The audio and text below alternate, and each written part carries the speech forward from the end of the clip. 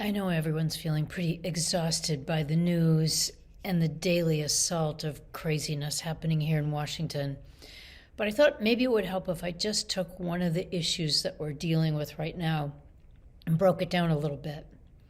So, yesterday, the president, in his remarks about Gaza, made the suggestion that maybe the United States should take it over, turn it into the Riviera of the Middle East.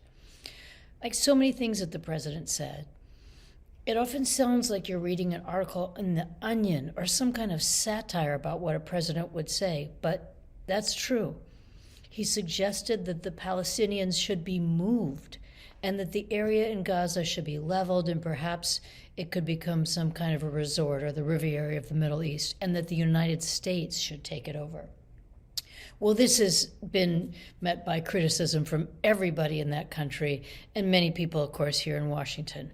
It completely disregards what the Palestinians have had to endure in this horrendous war, the devastation to their homeland, and the fact that they want to return to their homes.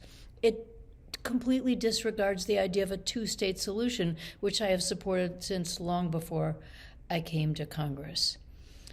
And it messes with this very tenuous ceasefire and the diplomatic negotiations that are going on right now. No regard for any of that. He even suggests that perhaps there would be boots on the ground from Americans. And we're very wary about yet another war in the Middle East, not to mention the costs. This is a president who blithely says he's going to spend all that money rebuilding Gaza, and at the same time he wants to buy Panama or Greenland. It's a strange colonial kind of time. Now, while we're dealing with his words of yesterday, we have an executive order blocking all foreign aid, except to Israel and Egypt, and the president calling that wasteful spending. His unelected billionaire, Elon Musk and Doge, has shut down the USAID, locked the doors. The employees are being told not only can they not access their computers now, but that most of them will be put on administrative leave by the end of the week. All this being done without any approval of Congress, who has the power of the purse, gets to decide where we spend money and when we lay off employees. And him saying we don't need to spend this money on foreign aid, although he has these big colonial plans around the world. Now, I understand a lot of people worry about foreign aid and think we spend too much in other countries. And there are always places you can cut, even in an agency like USAID. But don't forget, USAID helped us to basically eradicate polio. That's kept Ebola from coming into the United States. It's working on eradicating AIDS in countries around the world. It is our greatest source of supporting people who go hungry every day. There is currently $340 million of domestic food stuck in the ports because we can't ship it out right now, rice and wheat and things that should go to other countries. And USAID is our source of soft power, our diplomacy, to support other countries instead of going to war to make sure we have allies. And right in Maine, we are impacted by this block on foreign aid. Right now, the Catholic Charities and the Refugee Resettlement Program that happens in Maine. Now remember, these are people who legally have entered this country, but anyone who's entered in the last 90 days, their aid has been cut off and there's a stop work order on.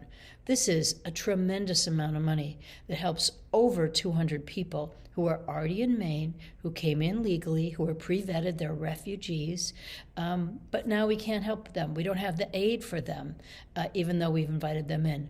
And we all know in Maine, we're the oldest state in the nation. I hear from employers every day how important the role is of new Mainers in taking on jobs in the medical field, in the service industry, engineers, everything you could possibly imagine. But that aid is blocked. Now we're facing these crazy remarks of the president. And like every single day here, I have to wonder, is this real or is this just a distraction? Like the Canada and Mexico tariffs, which took over the news for a few days and then they were gone. Or the birthright citizenship ban that he did last week, but now the courts have blocked. We have so much we have to do. We have to get a funding bill passed by March 14th or the government stops. The voters have told us they want to be bringing down the cost of food and prescription drugs and health care and creating more affordable housing. We have plenty of work to do. But these are the daily distractions that we end up focusing on every day and trying to fight back. And we're going to keep working hard and fighting back against every crazy thing that either this president or the unelected billionaire tries to do to our country. We know it's our job. We hear from you every day. Please keep calling and letting us know what you think. Thanks.